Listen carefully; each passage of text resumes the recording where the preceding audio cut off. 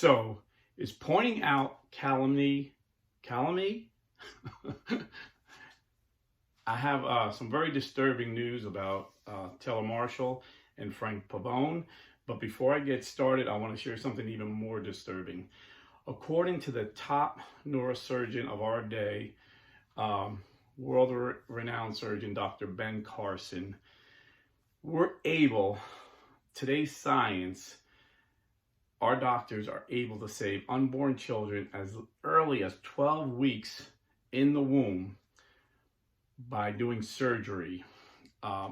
In fact, I had a doctor watching me when I had mentioned this a while back, and he sent me some pictures. He was a surgeon, a Catholic surgeon. He sent me some pictures of a little arm that actually cut a little hole in the mother's belly, and they take the little arm out and they do surgery on the arm as young as 12 weeks in the womb. And what both of these doctors, the doctor who was my subscriber and Dr. Ben Carson, said was, because our science is so advanced, we know that baby feels pain, so they have to give that baby anesthesia before they do surgery. Otherwise, it would be, barbaric. Unfortunately, in the United States today, in Democrat-run states, it is perfectly legal to abort that child as late as the 9th month, surgically cutting pieces apart of that baby, amputating arms and legs without any anesthesia. And today's science, and with ultrasounds, we know the baby feels the pain and the baby literally screams in the womb. We know this is a fact. This is a scientific fact. To all those science-denying Democrats out there that might have tuned in, it's a fact. And, praise the Lord, in some states, we're limiting it, but we have not eliminated it. We're limiting it in Republican-red states, but in I believe it's 195 countries in the world that the United Nations recognize, there's only 7 that allow abortion beyond the 20th week. And the United States is one of them. Like I said, each state is different, but if the Democrats have their way, it would be legalized up through the 9th month in all the states. So this is why it's so important to support companies that are pro-life. So if you're buying or selling real estate, please go to realestateforlife.org. And I guarantee you'll be dealing with a pro-life Catholic company who donates most of their money to pro-life charities. You will be dealing with a pro-life Christian, probably a Catholic Christian, but we have some Protestant Christians that service as well. Real estate agent with impeccable credentials. So go to realestateforlife.org if you're buying or selling real estate. Now, getting back to Taylor Marshall and Frank Pavone. Whenever I do videos about Taylor exposing his calumny, and I get accused of calumny, and all I do is I show you what Taylor Marshall says Pope Francis says, and then I show you what Pope Francis says, and I say he's lying because it's out there. It's and I'm not the only one doing this. For a while I felt like I was, but then I found a video from the 2 Catholic brothers who identify themselves as rad trads. So they're not Novus Ordo like me. So it's not us Novus Ordo guys attacking Taylor Marshall. They're rad trads. And they did a video while we unfollowed Taylor Marshall. I put it on my community board. You can scroll down. I'm sure it's still there. And they did the same thing. They showed what Taylor Marshall said the Pope said and what the Pope actually said. And they're like, wow, this is bad, And Michael Lofton does that. Catholic for Rednecks does that. So there's a few of us out there that are pointing this out. And some are hesitant, and I can understand why. I had thought about this video about Frank Pavone and Taylor Marshall about a month ago. And then a Protestant, I got a video from one of my subscribers that this Protestant, Isaiah Salvador, said Catholics are not Christians. And I just kind of went in that, okay, because this whole channel is to defend the Catholic faith from enemies without and enemies from within, or who claim to be within the church. So I was focused on our Protestants that were calling us non-Catholics, non-Christians. And I kind of put that Taylor Marshall and Frank Pavone thing to the side burner. And then this week, a subscriber sent me a video and said, could you respond to this? So I'm going to respond to that video because Taylor Marshall's at it again, lying about Pope Francis. And so I usually get accused of calumny. And I'll be honest, I'm not as educated as Taylor Marshall. So I had to look up the word. And it's basically false allegations against someone ruining their character. And I'll show you in the Catholic Catechism what the church says about that. Basically says it's a mortal sin. And then I also get some really nasty comments. Some of them are funny. When I talk about Taylor Marshall, his followers and the SSPS cult members, who love him, they attack me really harsh. And a lot of them are funny. Like me and my friend, he's from Brooklyn. And I told him, yeah, this guy called me a Pavone. And he has my friend has this humongous vocabulary. And so I was surprised he didn't know what it meant. I said, yeah, I didn't know either. I looked it up. But it means uneducated Italian American. So he always jokes and calls me a Pavone. So it's kind of funny. And there's some other insults that they throw at me, and my kids all screenshot it and send me, oh, did you see this one? And we'll laugh. But then, and I always said I leave it up because it exposes them for who they are, And it doesn't, honestly, it doesn't bother me. My wife said I was born with alligator skin. It really, honestly, doesn't bother me. But lately I had to adjust my policy where I do got to block some people not because they offend me, but I have grandchildren that watch. And, I have these SSPX cult members and Taylor Marshall sycophants, literally say they're going to kick my P word A if I don't shut the F up. And I have them telling me I'll be spending my effing eternity in hell. I mean, these guys are nasty. They're outright, the fruit of this movement is nasty. So those guys I'm going to block, And I'd meet any one of them anytime face to face and let them say it to my face. And then we'll see what happens, But usually it's the punks that write the nasty stuff, I have a lot of tough friends I grew up with in Irvington and North New Jersey from the military. And they don't go around threatening people. It's usually the punks that, try and prove something. But anyway, so if you're blocked, you're a punk. So anyway, with that being said, let me just go over real quick what the Catechism says about calumny. Calumny, basically slander, accusing the brethren, what Satan does. The accuser of the brethren, I believe it's Catechism 2477, talking about, there's a lot. They're from 2475 to 79 is all about calumny. But I just read this 77. Respect for the reputation of persons forbids every attitude and word likely to cause them unjust injury. He becomes guilty of rash judgment, who even tacitly assumes as true, without sufficient foundation, the moral fault of a neighbor. Of detraction, who without objectively valid reason discloses another's faults and failings to persons who did not know them. Of calumny, who by remarks contrary to the truth harms the reputation of others and gives occasions for false judgments concerning them. So that's calumny.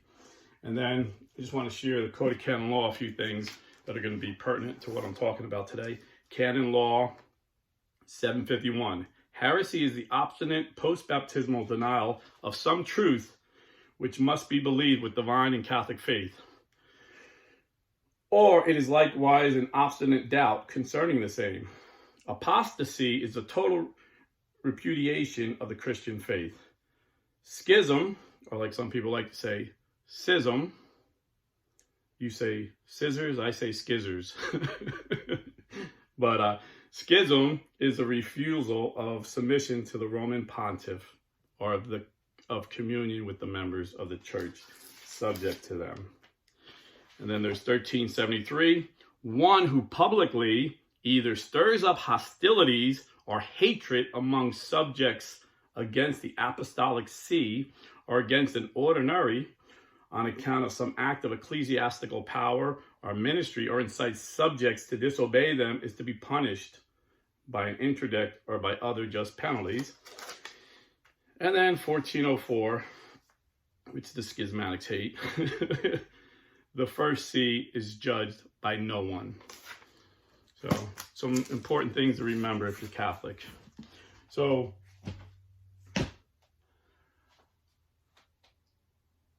a lot of people will say, "Oh, you shouldn't talk about other Catholic guys. It's not right, blah, blah, blah." But all I'm doing is pointing out that these Catholic guys are lying about the Pope. I don't even care if they dislike him. I had guys on the show that think the Pope is a bad Pope, and I disagree with them. But I've never heard them lie about him. They just don't like his style. I never heard them call him heretic like Taylor Marshall has. And then, then there's like, well, Kennedy Hall, he's just like Taylor Marshall. Well, number one, Kennedy Hall admits to what he is. He's a proud member of the SPX cult. Taylor Marshall pretends he's not a member of the SPX cult. But he supports every SSPX position. And he takes a lot of money from his donors from the SSPX. He makes a lot of money on YouTube videos, and he made millions of dollars on his book where he just used old Protestant conspiracy theories that I used to say about Pope John Paul II when I was an evangelical, and he takes all these Vatican conspiracy theories and weaves them with some of his lies, and he makes millions of dollars on this book of lies. But he never comes out and says he's an SSPX member. He's a pious, faithful Catholic who's wounded and hurt and feels betrayed by the Pope. Poor, poor Taylor Marshall. And another reason I always bring up Taylor Marshall, because he's the most popular Catholic YouTuber. Just ask him. Like literally just ask the guy. You go on his about, where he tells you about, and it says Dr. Taylor Marshall is the most watched Catholic YouTuber with the most uploads or whatever. And you say, well, someone else probably wrote that. No, according to Taylor Marshall, he don't have a staff. He's just a dad in his house. He doesn't tell you his house is worth millions of dollars, but he's just a dad in his house behind a webcam. And then I will always get, oh, you're just jealous of his money. Why do you speak about his money? Number one, I'm far from perfect, but the sin of greed is something my wife and I detached from at a very young age as Christians. When I was a young E3, barely able to make my rent, and always paying late fees when I did make my rent, my commander offered me the opportunity of a lifetime to go to Annapolis and become a naval officer, which would have changed my financial status for the rest of my life. There would be no blue-collar Catholic today. There'd be a blue-collar officer. Financially, everything would have been perfect. But there was one catch.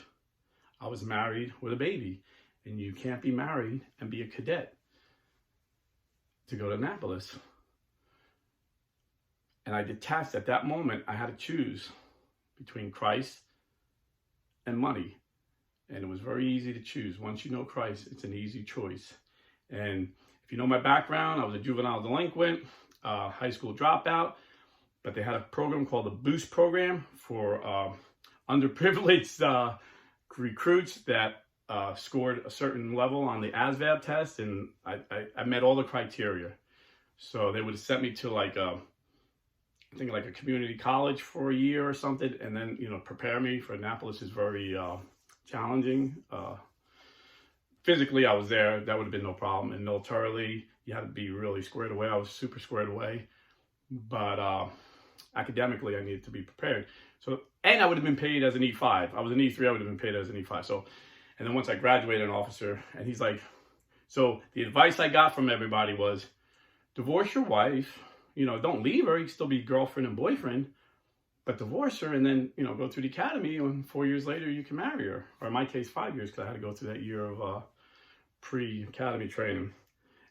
And then again, when we had children, and the Lord clearly showed us that my wife was to stay home and homeschool with them, even though it would have mean me working 2 jobs and still paying my rent late.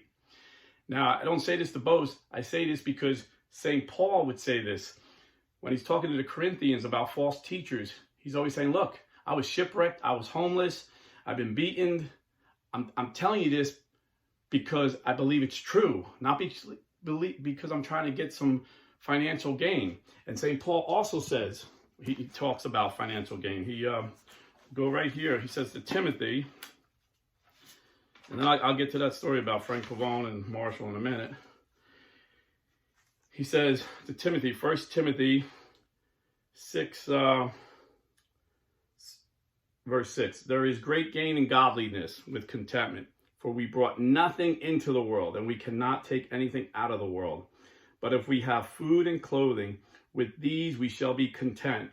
But those who desire to be rich fall into temptation, into a snare, into many senseless and hurtful desires, and plunge men into ruin and destruction. For the love of money is the root of all evils. It is through this craving that some have wandered away from the faith and pierced their hearts with many pangs.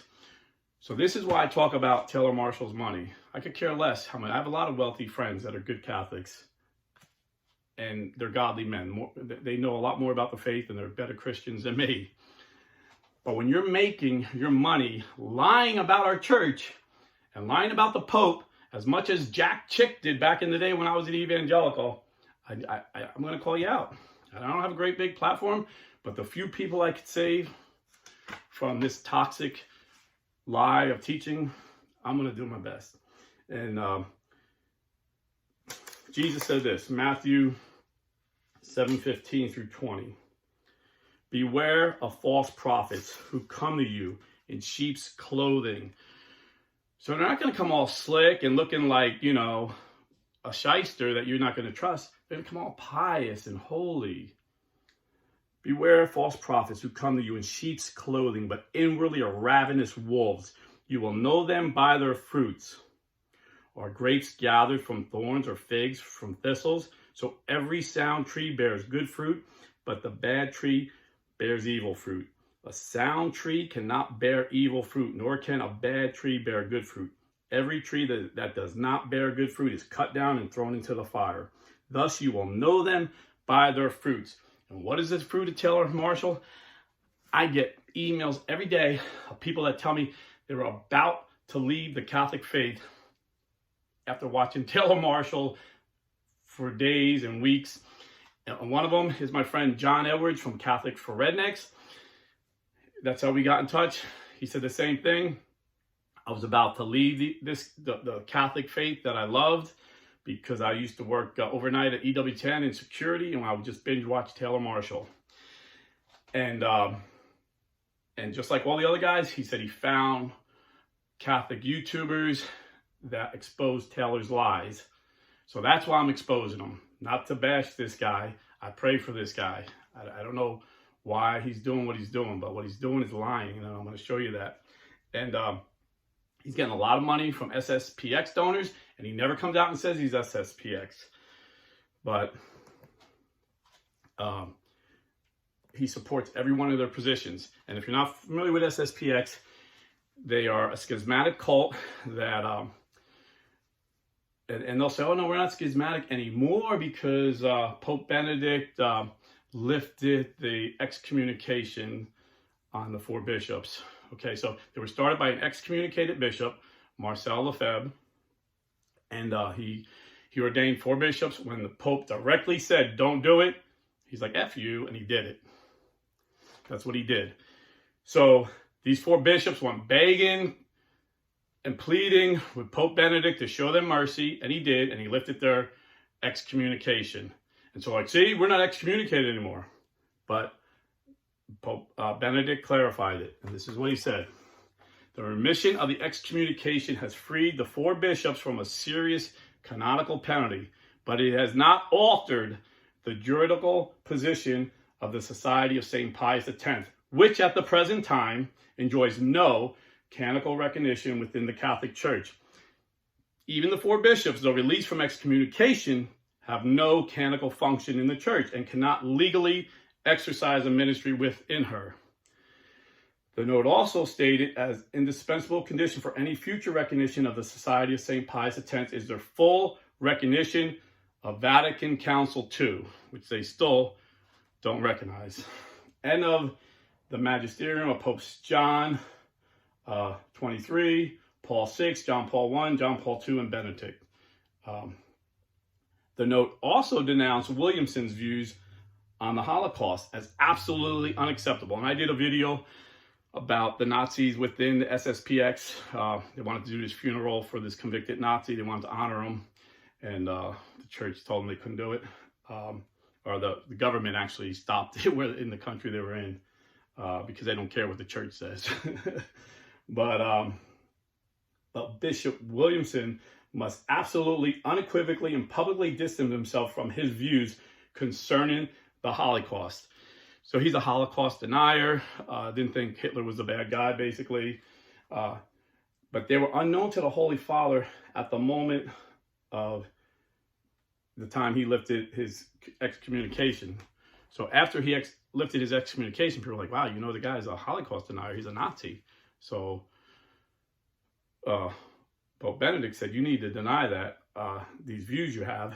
And he outdid his founder, who was excommunicated once. He was excommunicated twice because he doubled down on his Nazi rhetoric. And I believe it was actually Pope Francis who excommunicated him again. So I think he's like the only Catholic who's been excommunicated twice. It's not funny, but these are the people that Taylor Marshall supports, and they in turn make him very wealthy.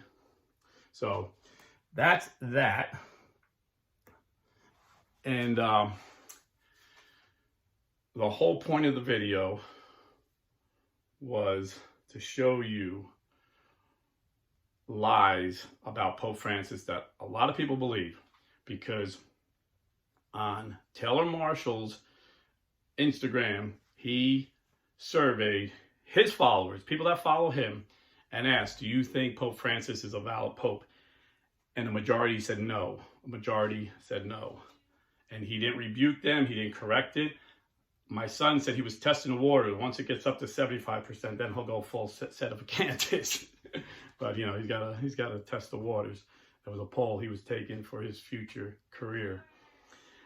He said that half jokingly, but anyway. So what's going on with Taylor Marshall and Frank Pavone? So my familiarity with Frank Pavone is very recent.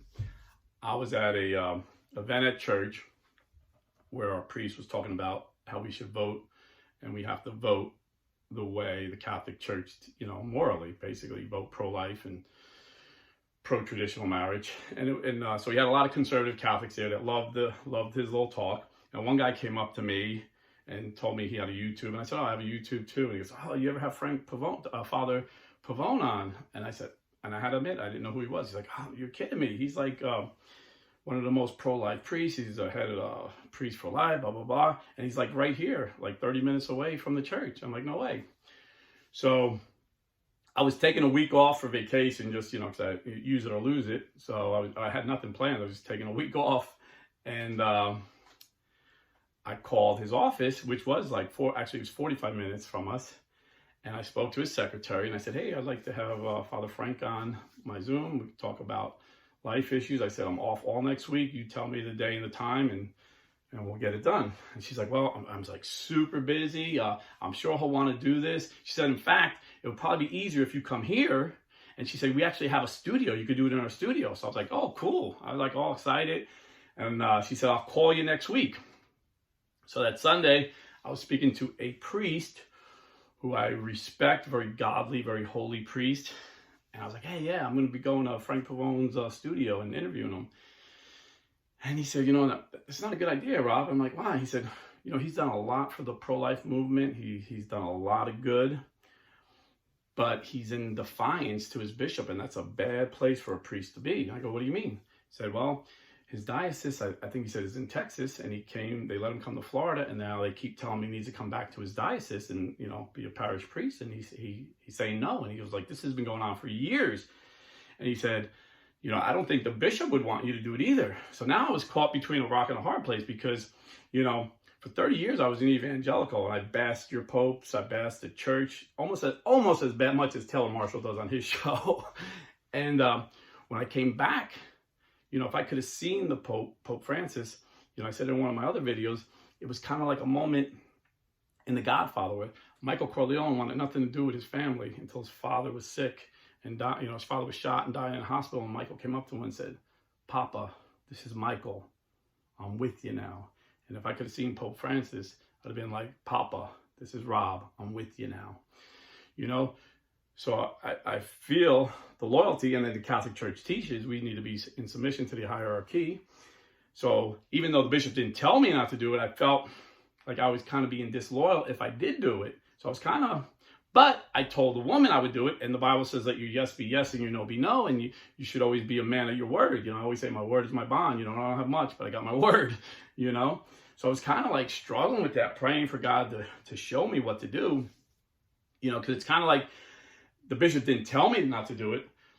But, you know, my wife don't tell me not to flirt with the hot girl at the office, but I know that that would hurt her. And even though I wouldn't, you know, cross the line, it's still being kind of disloyal to her, you know. So I was kind of like stuck, and I prayed that whole week. And then that Friday night, so the end of my vacation was like a Friday night, or actually it was that Monday. I went back to work, and his secretary called me back. She said, I'm sorry, Rob, I didn't get a chance to call you last week. We've been so busy, but he said he would love to do it. He can do it this week. And the truth was, I wasn't sure if I should do it or not, but the truth also was I was back at work, and there was no way I could drive to their studios during the day. I couldn't take off another day. I just took a whole week off. So I just said, listen, I was off last week. I'm sorry, I can't do it. And that was that. And then, like a month later, maybe, it came out that they laicized him, defrocked him. He's no longer a father. He's no longer a priest. And my first thought was, man, you know, I think this has been going on like 15 years or whatever, how long. I'm like, man, the church takes a long time to do this. I said, you know, I was in the military and I disobeyed an officer of my superior. I would have been gone, like in a heartbeat. So I made a video about it, and I said, you know, I didn't want to use his name, you know, so I did an analogy. And I talked about a Medal of Honor soldier who was this great war hero. And he was stationed in Texas, but he went to Florida to help veterans, and his general kept calling him back, and he kept refusing. And I said they gave him a dishonorable discharge, and everybody was mad. This guy's a Medal of Honor winner. He got a dishonorable discharge. It's, you know, and the media, CNN was bashing the military. But I said, you know, all us military veterans and those that are serving now, were like, wow, it's a shame, but yeah, you got to obey your orders. You're still a soldier, no matter how great of a soldier you are. So I kind of gave that perspective. And I said, you know, this soldier could go on and do great things helping the veterans that he feels called to do. You know, he just won't be a soldier in uniform, but he'll be a soldier in his ministry of helping veterans. You know, and that was the analogy. You know, Frank Pavone is no longer a priest, but he could still go and be a part of the pro-life ministry. And now he's even more free to do what he wants, you know? And that's how I left it. I wasn't going to bash him or say much else about him. But then I seen Taylor Marshall's video pop up. And the day it happened, he's on his way to some fancy restaurant. And he's got his phone in front of him. And he's got this righteous anger that, see, you thought people call me a conspiracy theory. You say, there's no infiltration. This is proof the Pope hates pro-life priests. This is proof. This is why he did it. And everybody agreed with him. You know, all his followers, like, yeah, this Pope is so evil. He's wicked. I don't even consider him the Pope. And, you know, he's like loving all these comments, destroying the, you know, attacking the Pope. And lo and behold, a couple of weeks later, not even, maybe like a week later, it comes out that even though they could have excommunicated him they could have defrocked him and laicized him for disobeying direct orders from the bishop. The reason they did it, because they wanted him to come back, because they wanted to investigate claims of 3 women that said he sexually assaulted them. One woman said he came to her hotel room at like 2 a.m. and said, are you going to let me in? Because she felt awkward letting him in, but because he was a priest, she let him in, and he sat on the bed and said, why don't you get into something more comfortable? Another woman said he touched her in inappropriate ways. Another woman said he touched her and made advances. So he got 3 women. So this is why. So yes, Taylor, you are a conspiracy theorist, and you do lie about the Pope, and you attack. You were so ready, you just assumed that he was doing it for a nefarious reason because you have such a hatred towards this Pope because the SSPX hates this Pope. And they're your biggest funders. There you have it. So this was like a month ago. I was going to do this video, and I looked today for that video, and I can't find it. So I don't know if I just can't find it, but I've seen other ones where he's interviewing Frank Pavone and bashing the Pope. And Frank Pavone, to his credit, is not bashing the Pope. You know, he's praying, you know, that they lift this or whatever. You know, I haven't heard him. If he did, I haven't heard it. I haven't heard him say anything nasty like Taylor Marshall says about the Pope. And I'm going to get to why, you know, why this guy is so popular, even though he's caught in lies, you know. But I'm going to address this video about this fake mass because my friend sent it to me. Well, you know, one of the subscribers, he's my friend, but I don't know him personally. So, where is he? Oh, so I'm not going to go through everything, but just some points. At 14:25 into the video, he says to Pope Francis, anathema, anathema, anathema. He anathematizes. He thinks he can, this guy actually thinks he can anathema. He's not even clergy. He thinks he can anathemize the Pope. And like he's so full of himself, he anathemized the Pope 3 times. At minute 35:50, he called him a punitive Pope. And again, Pope Taylor Marshall is so ambiguous, it's disgusting. He never comes out and says he's a sedevacanist, but he'll entertain sedevacantists on his show. In fact, he quotes one where he got this information about this fake mass. I'm going to tell you about this fake mass in a minute. He quotes a sedevacantist, someone who doesn't believe we have a Pope. He'll never say he is one, but he's so ambiguous. Like he'll give all the information. Well, I'm not saying Pope Francis is not the Pope, but, and then he'll give all these stupid reasons. You know, both popes wear white. When did we have 2 popes? What, you know, like all this ridiculous sedevacantist nonsense. But he'll never come out and be straightforward and forthright and tell you he's a sedevacantist. Instead, he calls him a punitive Pope, which means the supposed Pope. The supposed Pope, in air quotes, he calls him. And through the whole thing, he's just disgustingly bashing him. And the first lie he says is, he gets all emotional and makes this personal. This was a knife through my heart. And I know that's a lie because he doesn't have a heart. And the way I know he doesn't have a heart is because I had his co-host, Tim Gordon, years ago. I didn't even know either one of these guys. I invited Tim Gordon on because I read about his life in a secular magazine that this young Catholic school teacher got fired. He had 6 kids at the time. I think he's at 7 now. One of them was in the hospital with brain surgery. And I felt bad for the guy, so I had him on. And, you know, and although he's one of the guys that think Pope Francis is a bad Pope, that wasn't the issue. The issue was why would he get fired? And, you know, I asked people to help him out. And then it was live, and I had a queue, you know, people typing in questions, and someone said, Tim, why did you and Taylor end TNT? That was my, you know, great show. You guys were booming. And he said, I don't know. Taylor just cut me off. And I said, what do you mean? He goes, yeah, he just cut me off. He just stopped sending me the Zoom links, wouldn't take my calls. He said, my daughter was having brain surgery. They told me there was a good chance that she would die. So I just called him up to pray for me. And he blocked my call, he blocked my number, blocked all my social media. This guy has no heart. You know, I'm being rhetorical, but, and then someone said, well, why do you, and then I said, well, what do you think? What could it be? He said, honestly, he didn't say, but I noticed right after I disagree with him publicly about the SSPX. Boom. I'm sure his rich donors said, cut that guy loose. So that's, if you didn't know why, there's no more TNT, that's why. And again, I don't agree with everybody on YouTube, but I don't think everybody is an infiltrator of wolf in sheep's clothing. I think Tim Gordon honestly believes Pope Francis is a bad pope. I totally disagree with that. And I'm going to give you some reasons at the end, because this isn't a Taylor Marshall show. This is the Blue Collar Catholic show. When you come away from this show, you're not going to be feeling sick to your stomach about the church. You're going to be feeling joy, and you're going to feel love for the Lord. That's what you're going to get. And if you don't like feeling the joy of the Lord, and you don't like loving the Catholic Church, and you don't like supporting your Pope, then maybe go be a Protestant. That's all I can say. But anyway, the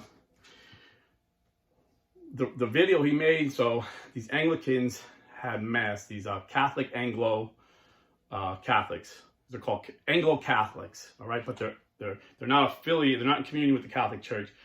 They're affiliated with the Anglican Church, which was, wow, that's messed up. And Taylor Marshall, what he always does, and I'll show you some other examples, put a straw man. The straw man was Pope Francis authorized this because Pope Francis is the destroyer, he's a heretic, and every other adjective, you know, attacking the Pope. When the truth comes out a couple days later after he made the video, because just like the Pavone video, he just reacts, you know, on emotion. Very emotional guy, unless it's fake, you know. Maybe he can win an Oscar, I don't know. So this is what the Vatican says about it. The statement said that a group of about 50 priests, accompanied by their bishop, all belonging to the Anglican Communion, celebrated on the high altar of the Cathedral of Rome in contravention of the canonical norms. Dittore also explained that the regrettable episode, so the Vatican regrets it, was caused by a failure in communication. The Anglican clergy who took part in the service are Anglo-Catholic. Despite the name, the group is in communion with the Anglican Church and not in communion with the Catholic Church. Anglo-Catholics tend to hold more traditional views than the Anglican Church as a whole, such as an opposition to ordaining women. And I Googled that, yeah, they do not ordain women, which Taylor Marshall said, according to his sedevacantist friend who told him about this, there were women priests at the altar. So according to that, there was no women priests. So who are you going to believe? A guy who consistently lies? I don't know, not me. But it was regrettable, it was a mistake, and if you read, it's on Catholic news agencies, a legit news site, you can read it. The Pope didn't know about it. There's nowhere saying the Pope knew about it and they authorized it, they regret it. Somebody made a mistake, and you know, they might have seen the word Catholic, and who knows? I mean, it sounds dumb. They should have better people in charge of doing this, but maybe that's what confused them. It said Anglo-Catholic, you know, who knows? But it was a mistake, and it was regrettable. But that was the straw man. And if you don't know what a straw man is, it's used in politics. You know, a lot of when I was a anti-Catholic evangelical, a lot on our side would use it, and I wouldn't use it. You know, I would find what I disagreed with them. But when I was a young evangelical, I didn't know, like Jack Chick would say the Pope is the Antichrist, you know, the Second Vatican was this evil council. And these are Protestants that would say this. And they would have these crazy conspiracy theories, and they would use, and so you get angry about the Catholic Church. But then as I grew as a man and learned how to research, this is before the internet, I realized these were all lies. These were all lies. So the straw man, you're getting mad at a fake man. You know, a straw man's a scarecrow that scares birds. It's not a real man. So he used a straw man. The straw man was Pope Francis allowed this. According to the news article, he didn't even know about it. It was a regrettable mistake by the Vatican, you know? And so how did we get here? Okay? How did we get here that someone will believe this liar, like where he has like almost 500,000 followers that claim to be Catholic, but half of them don't believe the Pope is the Pope, so half of them are sedevacantist, and I'm sure the other half are the SSPX cult who don't believe Vatican II is true. So you have the old Catholics that didn't accept Vatican I and still think they're Catholics. You have Luther who didn't accept Trent. He still believes he's part of the real church and we're the schismatics. And then you have the SSPX cult saying Vatican II wasn't right. And they're the real church. We're the ones that have fallen away. And you have Taylor Marshall saying that, but never saying. In fact, what did he say? We're an ape church. Real Catholicism was in the 1950s when we had like 10,000 child molestations in that decade. We're under Pope Francis. In 2020, there was only 6 accusations, which is 6 too many. But compare that to the Southern Baptists who had 600 that year. And the Chicago public school system had 3,000 in 1 year. So, and I'm going to get to that, reasons why the Pope is dope, but I'm getting ahead of myself. So why else do people believe this? Because he put people like, if he would have came out and called the Pope a heretic in 2014, he would have been out of business. But he gradually brought him to this place, like putting a frog in boiling water. The frog jumps out, but he slowly heated up. He started out by saying, oh, Pope Francis says, who am I to judge gays?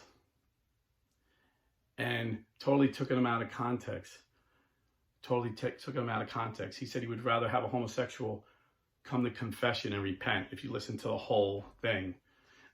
In fact, it was Pope Francis who said that he told Italian bishops, and this is like 2013, like right when he started, told Italian bishops, before now, under Pope Benedict and Pope John Paul II, and the church has always allowed men who had homosexual tendencies, but took a vow of celibacy and hadn't had any sexual acts for years, like overcame that sin, Pope Francis says, no, if they show an inkling, if they show a hint of femininity, don't let them into the seminary. That was Pope Francis. And then he lied, like, oh, Pope Francis wants to bless same-sex unions. Pope Francis said the church cannot bless same-sex unions because the church cannot bless sin. And he lied, saying, oh, Pope Francis is going to have gay marriage. When Pope Francis was asked that by a reporter, he goes, no pope can change that. God created marriage between one man and one woman. No pope can change that. He's going to ordain women. Pope Francis is the pope that officially made it, decreed whatever, made it like official church doctrine. If a bishop ordains a woman, both the woman and the bishop are excommunicated. Then you see another recent one where he says the title of his video was, and this is another straw man attack. It's almost comical. Pope Francis said homosexuality is not a crime. And then when he gets on the video, it's live, and he reads Romans 1 about homosexuality being a sin. And he goes on and on about the sin of homosexuality. And then all his writers are like, how could the Pope not say this is a sin? They're going on and on. So I'm like, let's see how I just assumed he took it out of context. So I read the Pope's quote, and this is what he said. Homosexuality is a sin. It is not a crime. So he just left out that little piece of information. And he was talking to leaders of countries that kill homosexuals, where they throw them off roofs, where they torture them to death, even if they suspect them to be homosexual. That's what he's saying, okay? What other lies? And then the biggest lie was when he called Pope Francis a heretic, and basically he was claiming because Pope Francis contradicted another pope that Pope Francis was a heretic, which even if he did, it wouldn't make him a heretic. And even if he was, it's not Taylor Marshall's job to anathemize him, to call him a heretic like he thinks it is. You just read Canon Law 1404, the Holy See is judged by no one. But I read what Pope Francis said, and I realized he took out a whole sentence. And I did a video, and I'll see if I'll have that video pop up at the end, and you can watch it, because it's kind of long, and this video is going on too long. But he gives this whole spiel of what Pope Francis says, but he leaves out an entire sentence that changes the whole meaning, just like the other thing that he changed. And again, people are like, yeah, he's a heretic. And even Michael Voris, who I had on the show, I consider a friend, but we disagree on a lot. Tim Gordon, who I consider a friend, but we disagree on a lot. They both came out and like a live stream and publicly rebuked him for calling Pope Francis a heretic. And they gave all the church teachings, and I even said, wow, I learned a lot here tonight. It was like they pinned my comment. I was like, wow, you guys know your stuff. And they called him out as a heretic, and they actually challenged him to a debate, which of course he didn't acknowledge. He doesn't debate nobody. He just does what he does. He don't care about nobody else. So yes, Frank Pavone needs prayer. Taylor Marshall needs prayer. And don't get all crazy thinking that, we had a Protestant service at the church. It was a mistake. It happened, and these people get so hung up on things that have nothing to do with saving souls. They are I was going to do, I may still do it, why rad trads don't evangelize. Because they're actually, guys like Taylor Marshall de-evangelize. I told you, I get emails, people leave the church because of him, But one of the things, like the average guy that follows them, they get so angry about the mechanics and the physicality of the church. the woman at the well, Jesus said, you know, you worship what you don't know. Us Jews, we worship what we do know. But there'll become a day when you don't worship on this mountain or that mountain. You'll worship where the Lord is. You'll worship in spirit and truth. Where the true Eucharist, what the Anglicans had wasn't a true Eucharist. They weren't giving true worship to God. Where the true Eucharist is, that's where true worship is. And you can find the true Eucharist in a Latin Mass. You can find it in a Novus Ordo Mass. You can find it in all the Eastern Rite Masses. You can find it in our Greek or Eastern Orthodox Brothers Mass. That's where true worship is. But, you know, rites and rituals are important, but they get so hung up on the rites and the ritual, they never get to know the man. They never get to know Jesus Christ. They never get to experience the Holy Spirit because they're so legalistic on, it's got to be this way, it's got to be that way. And even when the church says, no, it's okay, like, no, you're wrong. The Pope is wrong. The largest ecumenical council in the history of the church, the Vatican II, was wrong. But like I said, I was going to leave you with hope. The Pope is dope. That was what a young teenage kid said when the Pope had his first youth day. The youth loved him. And if you remember, everybody was excited about this Pope. He brought evangelicals like me over in the tens of thousands. There was a revival going on. This Pope knew the Lord in a deep and personal way. He wasn't a great theologian like Pope Benedict, but Pope Benedict said he's seen him with the people, and what a great pastor he was. Pope Benedict said, I know I didn't make a mistake resigning. This time was for Pope Francis. The Pope is dope because God is using him in such a mighty way. And if you're always hearing negative about the popes, I've done videos about dozens of miracles he did, that God did through him. And according to Vatican insiders, there's hundreds of them. But unlike our Word of Faith brothers, Pope Francis don't brag about that. And he wants to keep it on down low because he don't want to focus on him. He wants to focus on the Lord. But I'll just tell you one quick story. If you're not familiar with the story in Philadelphia, where this baby had terminal cancer. She was going to die like in a few short months. She had this huge tumor, and they brought her to the Pope, and the Pope laid his hands on her head, just passing by. You know, they got like a rope line or a Pope line, whatever they call it, and someone that knew them held it up, and he prayed. I think he kissed the baby's head. The next day, the doctor said the tumor shrank, and the baby is alive and well. Look up Google Pope Francis miracles. There's a lot, you know. So this is why you think Satan wants a pope like that? Satan was like, heck no, this pope is too loved by the people. We're going to bring dissension. We're going to bring this division. The accuser of the brethren, Satan, is going to accuse this pope through men who call themselves pious Christians, wolves in sheep clothing. We're going to bring hatred like you've never seen. I'm telling you, in life, when someone is attacked so much, start listening to that person, because that person is sharing the truth that the devil don't want out. And there's never been a pope attacked as much as Pope Francis. Never.